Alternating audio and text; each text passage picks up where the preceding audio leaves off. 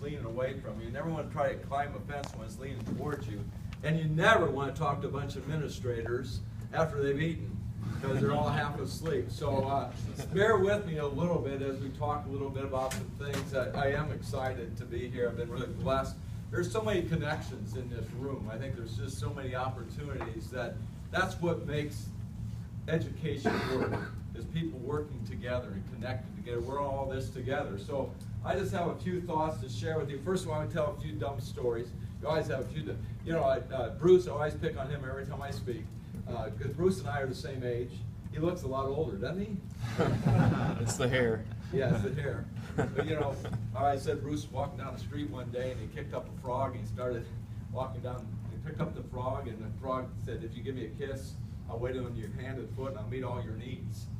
Bruce put the frog in his pocket and kept walking, and finally the frog said, "Aren't you going to give me a kiss?" He said, "My age and my condition, I'd rather have a talking frog." We had this really happened. We taught together at Marion High School. And to give a real quick synopsis of this, he was still living at home with his parents. My wife was a nurse. And so every time someone got sick, it was used to be in the family, my wife would get a phone call and said, "Do you have any samples?" And sure enough, she'd say, "Yeah." Well, the goofy thing was, there was a Sunday night that we were taking care of their dog, my in-law's dog. And that dog had epilepsy. And so we took care of this dog, and they got back from the trip on Sunday night, but they forgot the epilepsy pills. And so I decided, well, I'll bring them the next day, but I didn't realize Jeff didn't feel well, so he called my wife and said, "Hey, will you bring some pills? I'm really not feeling very well." She says, "Sure, I'll give him to Mike, and then he can bring them to school." So Jeff comes walking in and says, "Do you have those pills?" I said, "Sure."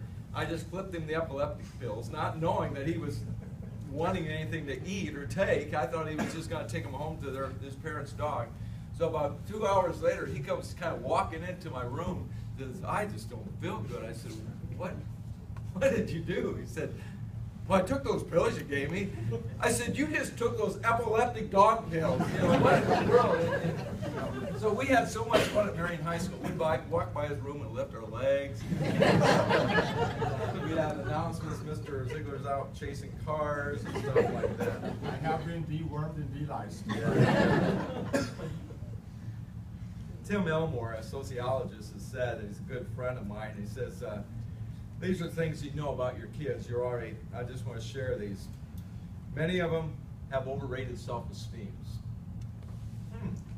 That's because they've grown up in a culture that everyone gets a trophy. Many are over-medicated. They live in a social silo, text messages, Instagrams. They just did a study on high school and teenage girls, and they said they'd rather give up their little finger than give up their cell phone. They'd rather have their little finger severed than give up their cell phone. So we live in a society of that. They play 13 hours of video games a week, and many of them play more than that. The attention span of a high school student is 7 minutes. Why? Because that's the period in between commercials on TV. Now, many of you are probably thinking, "No, you're talking about my teachers that I work with, or my board, because they have those same things going on." But not really. I think we all have the challenges, and with all the rules and regulations and state mandates that you have one of the most difficult jobs on this planet. But what I want you to think about today, I only want you to remember one thing that I'm saying today. Why do you do what you do? Remember why you got into this business. Why do you do what you do? Every day, I think when you get up in the morning, you should be asking yourself, why do I do what I do? And I know what you do. You have a passion. You have a passion for kids. You want to make a difference in your communities. You want to make a difference in your school. But sometimes I think we get bogged down with all the clutter and all the mess and all the things we got to deal with. We just struggle and we forget about why we do the passion of taking care of kids. So I just want to encourage you. Remember that when you get up in the morning, you have to understand that. I heard a guy say one day, I talked to a guy and said, this guy didn't want to go to school. And the mom said, "Hey, you got to go to school." He says, "No, teachers don't like me." "I got to go to school." "No, bus driver doesn't like me." "No, you got to go to school." "Custodians don't like me." "You got to go to school. You're the principal. You got to go to school." And I think sometimes we get bogged down in that whole scenario. We have so many demands on us. so many demands. So the things I'd like to share today, hopefully you can just take a little bit of this up. I read a story about a guy named Eddie. Eddie was an old codger that lived down in Florida. And every night he would get up and you would see him, the people call him, he was kind of a coot. You know, they said he'd go down by the lakeside or the riverside and then go down to where the oceans came to the coast, and he would take shrimp and throw it to the seagulls. And every time he'd throw a shrimp up, the seagull would get it, and he would say, thank you. He would say, thank you. Thank you. The old coot would do that every night. And finally, they did a little recruiting, and they said, figure out, well, who is this Eddie guy? Well, flash forward, yeah, we figured out who Eddie was. It was Eddie Rickenbacker. Many of you don't know who Eddie Rickenbacker happened to be, but he was a race car driver. He was very successful, raced in the Indianapolis 500, did all those things. But then he went into World War I as a fighter pilot. He was our ace fighter pilot. And he was a war hero during World War I. And sure enough, then when World War II, this is amazing. I think when he's 48 years old, he enlisted in World War II. World War I veteran, World War II, 48 years old, got involved. And sure enough, he's on a flight from California to Hawaii. He gets shot down. His men are in a raft. They're out of provisions. They don't have anything. They finally, after days at sea, they huddled up together, they prayed, and they all decide they're going to die. So they're all leaning against, I think there were 7 guys, and they're all leaning against the outside of the raft. Rickenbacker remembers he would just have his arms dangling over the raft. And sure enough, while he was laying there, he felt a seagull land on his head. He slowly grabbed his hand up, caught the seagull, killed him. He said that because of that, they were able to take some of the remains of the seagull and they used it as bait, and they actually caught fish, and they had enough food there that they were able to last for a few more days. And they actually went 24 more days before they were rescued. And the reason why old Eddie would get up every night and go to the beach and throw shrimp up, because he wanted to say, thank you. Thank you. And so I want to just say thank you for what you do, the investment that you have made in your schools. You don't hear that enough. You don't hear that enough. I'm reminded also of the story about Jackie Robinson. We all know about Jackie Robinson. We all know the stories about him. That's been told many. You know, I talk to kids all the time. They know this story, but I said, you know what? You don't know this part of the story. There was a rookie year when Jackie Robinson made an error in the 4th inning, and the fans of Brooklyn were throwing bottles at him. In the 7th inning, he made another error. Sure enough, you know, the fans were all over him. But when they asked Jackie Robinson when he was inducted to the Hall of Fame, what was his greatest memory? Was it your World Series championships? Was it your MVPs? What was it that really sticks in your mind? He says, no, it's your rookie year. All the reporters like, yeah, we got this down. We know what it was like, your first black African-American to play. Major League Baseball. He says, no, it was a game on rookie year. It made an error in the 4th inning. It made an error in the 7th inning. He said, but the captain of the team, Pee Wee Reese, came over to me after I made the 2nd error. He said, kid, it's going to be okay. He patted me on the back. He said, if he wouldn't have done that, I decided as soon as the game was over, I was going to quit and never play baseball again. So I'm reminded that how many times does somebody need just a pat on the back from you to make an impact in your school? I want to encourage you as you leave this place, be an encourager to other people. You know, one of the things I want to try to influence the influencers. You are the greatest influencers in your community. You are the greatest influencers in your community because you make a major impact on the ripple effect. Marlon Borloff, I was reading about this rascal. Marlon Borloff, I was shaving one day. Marlon Borloff said he saved 1 billion lives. 1 billion. I thought, there's no way that one person could save 1 billion lives. And so I did some research on it. They were talking about he got some award. I thought, well, for 1 billion lives. But then I read, we did a research and found out that he came up with a seed that would live and withstand arid conditions like in Africa. And sure enough, that seed has been used for almost 20 years now. And guess what? It has saved 1 billion people's lives. So I thought, wait a minute. There's been people that made impact on my life. Who impacted that person's life? And sure enough, I started going down the line. There was a guy named Henry Wallace. Henry Wallace was a guy that was Secretary of Agriculture, and he had a major impact on Borlaug. And sure enough, then down the line, and then it came down to this person named, who's the peanut guy? George Washington Carver. Ah, I remember that guy. I heard about him, the peanut guy, George Washington Carver. He was a guy that helped Wallace learn, that Borlaug learned. So George Washington Carver is the person that really is responsible. I thought, I'm going to go one step more. George Washington Carver grew up in a very, very, very poor. When he was a young baby, they had people from Missouri attack. Actually, they came across into his village, his town, and they took a lot of the black people, and they were going to take them back to Missouri.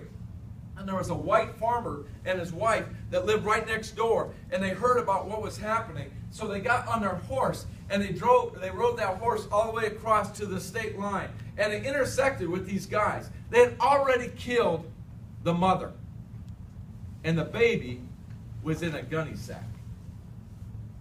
And they pleaded for the life of that child, and they traded the horse that they rode in for the baby. The baby was George Washington Carver. I'm reminded of how many times that we can have an impact on other people just by walking the halls at our schools. And sometimes we don't even realize it. When I think about someone like two old people that lived in a farm in Missouri, really had the ripple effect to save 1 billion people's lives. And I just want to encourage you and say you can make a difference, and you make a difference each and every day. Don't ever forget that. Education's got some real challenges ahead of us. I got 4 things I want to share real quick. Be hungry. You got to be hungry. You got to be driven. You got to make sure you're focused in that area. But be hungry. I think if you're hungry, then your staff will be hungry. If you're not hungry and excited about what you're doing, don't expect them to be. And don't expect your students to be that way. You got to be hungry. The second thing is have a vision. Have a vision. I found a little thing that's helped me in my career over the last 2 years I want to share with you today. Okay? All of us have goals, don't you? Al Capone said you have to have a plan. Al Capone said, he said, what do you have to do to be successful? You have to have a gun, a smile, and a plan. They said, what if you have to give up one of them? What would you give up? He said, well, I'd give up the smile. They said, what would you give up if you had to give up 2? He said, well, I'd give up the gun, but I'd never give up the plan. You got to have plans. You got to have goals. So here's something that's helped me a lot, because it actually helped me with my basketball players. We come up with 6 goals in 6 weeks. What are your 6 goals that you want to accomplish in the next 6 weeks? I think lots of times we have long-term goals. Those are great. There's all sorts of things that you got to accomplish. There's things you got to meet by the state. But if you can just focus down and say, I'm going to do these 6 things for the next 6 weeks. And what we try to strive to do is say, you know what? You just don't have goals. And you're just not going to strive for them in 6 weeks. How are you going to get there? So I think one of the things that we have to have is goals that we're going to accomplish in the next 6 weeks. And they could be great goals. And then the next one is you got to work at it. You got to really work at what you want to accomplish, don't you? And you got to make sure you roll up your sleeves. Peter Drucker says this about work. He says, make sure you're the one helping set up chairs. There's a lot of truth to that. Make sure you're the one setting up chairs. And there's so many functions at your school. And lots of times I think as a minister, you think, I got so many other things to do. But what impact does that have by making sure that, you know what, you're digging in, you're rolling up your sleeves, and you're working just like everyone else? Lincoln one time was in the White House, and he had an open door policy where you could just walk in. The Prime Minister of England, actually the Ambassador of England, walked in one time and saw Lincoln. Lincoln was polishing his own shoes. And the Prime Minister of England, or the Ambassador of England, said, Mr. Lincoln, in England, we don't sign our own shoes. And Lincoln responds, then whose shoes do you shine? And many times I think we have to be a servant leader. We have to think about things that Lincoln stood for. Here's a quote from Lincoln: working by example is the only main thing in influencing other people. I'll repeat that again. Working by example is not the main thing in influencing other people. It's the only thing. By you working hard and you demonstrating that, I think that it's very important that you understand that you will make an impact in your school system. So here's some stories that you can tell, that you can take back, because I think today there are a lot of people that need stories to understand how to communicate. Well, here's a few real quick. Count your blessings. Norman Rockwell. Everybody know about Norman Rockwell. Count your blessings. Every day we need to count our blessings. Wow, we're so blessed. We are so blessed. Just go someplace else. And then come back and think, wow, how blessed am I? Rockwell was in that situation. You know, everybody, I talk to young kids, they don't know who Norman Rockwell was. I said, well, he wrote, yeah, these paintings are amazing. They're just unbelievable. And they kind of depict the United States at the time as kind of simple, and I love them. And you know, Rockwell one time was woke up by the fire department. Fire department said, hey, your barn's on fire. And he had taken all of his major accomplishments and put them in this barn. All of his awards. And sure enough, by the time they got down there, the fire was too intense and they couldn't save anything. And they looked for Rockwell. They had some questions to ask him. What he was doing was painting a picture of the fire. I think lots of times we can look at our lives and say, you know, we can make an impact. So one time your kids are struggling, you might want to say that. Another one is funny about Dick Vitale. Dick Vitale, you know, hey, Dickie, he drives me nuts. But anyway, you know, it's always funny about these guys that do the basketball stuff, the guys that got fired. You know, now they're experts in basketball. I don't know how that works. You know, you find people that get fired in education, then they get promoted. I don't know how that works. But anyway, Dick Vitale used to be the coach of Detroit. And one time he was out with his wife. He was out with his wife eating after a tough game, and he's there at a restaurant, and the guy looked at him and said, hey, aren't you Dick Vitale? He goes, yes, I am. He goes, well, let me tell you, you're a terrible coach. Vitale looked at him and said, well, let me tell you, you're a terrible drunk. The guy said, yeah, but I'll be sober in the morning. I got to remember about the opportunity you have. Put egos above self. Have a purpose that will outlast you. Have a purpose that will outlast you. What is your legacy at your school? Have a purpose that will outlast you when you're gone. They're still going to say, this is something, this is a thumbprint that you put on your school and your corporation. When you think of Alfred D. Nobel, you think about that. That's one of my favorite stories all, because he made millions and millions of dollars through gunpowder and through bombs and all those things, you know, and he had an unfortunate thing happen. His brother died, but the newspaper in London thought that he died. So they actually printed Alfred E. Nobel's obituary. He got to read his own. He was shocked what he read. Actually said in there, he is the author of death and destruction because of his profiteering off of gunpowder. He was shocked by what he heard. He couldn't believe it. He didn't really think that people would perceive him that way. So he said, you know what, I'm going to change. So what did he do? He took all his money, he cashed it, took all his money, and started a thing called the Nobel Peace Prize, which we do remember today. Have a purpose that will outlast you. And then finally, let go. I think sometimes we have to just let go. I say let go and let God, but I think it's very important to just let go. You know, I'm a golfer. Anybody here a golfer? How many say you think you are? You are a good golfer. Yeah, you are. Anybody else a good golfer? Good golfer? I am a bad golfer. Here's what bad golfers do. Buy new stuff. You know what I'm talking about? I'm always going to those commercials. That will fix my swing. Rather than practice or work at it, that will fix my swing. So I'd like to close on this story because I think it's important. There's a guy who's going golfing, and he is just butchering the course up. I mean, everywhere he goes, you can see clumps of grass and everything else. And I mean, it's just horrible. It is just horrible. It's like me playing golf. I mean, sod's flying everywhere. And finally, the ball lands in a great big old sand trap, like it'd been all half the day. And there was an ant village there. There's an ant kingdom in the sand trap, and there's ants. It was the ant kingdom. I mean, there's ants everywhere. And this guy starts finally doing this. He starts swinging away, and he is just, I mean, ants are flying. It is the largest ant massacre in ant kingdom. Finally, two ants got out of the hole, and one looked at the other and said, we don't get on the ball, we're going to get killed. I think that's really my challenge for you today. That's really my challenge. We got to get on the ball. We got to get on the ball. We got to remember why we're doing what we're doing. We got to have a purpose that outlasts us. We have to have a focus and a vision like no other. The challenges in education are just absolutely incredible. All of us in this room could just throw your hands up and say, what in the world do we do But I think more importantly than throw our hands up, I think we got to roll up our sleeves and say, you know what? We're going to get to work, and we're going to make the best of every situation we can. I think that's the challenge. That's why you're in education, and I applaud you for it. And as Eddie Rickenbacker would say, thank you very much. Thank you.